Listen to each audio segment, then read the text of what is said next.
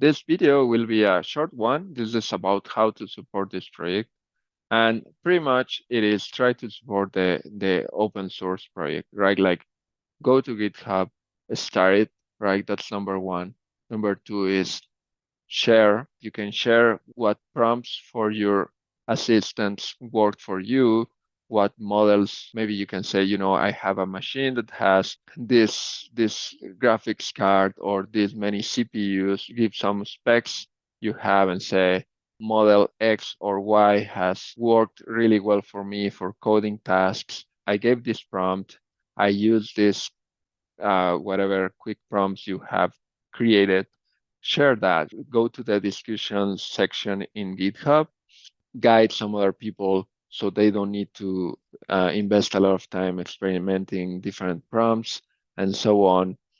So that would be a great way to support this project. And the only thing you need to do is like you pretty much just need to have a GitHub account so you can comment in the discussions section.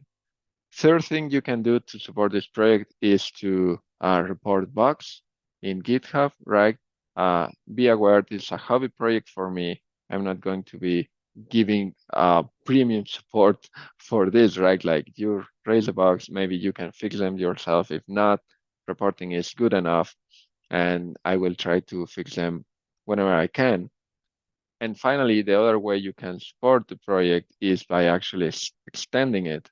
You can watch this last video that is after this one, where I will explain how you can extend the APIs supported by this plugin. And maybe you can do a pull request and be the one that enable this plugin to interact with ChatGPT or Gemini or whatever, you name it. So yeah, that's all. These are the different ways you can support the project. I encourage you to do so. And with that, I will now move on to the last video about how to extend this tool.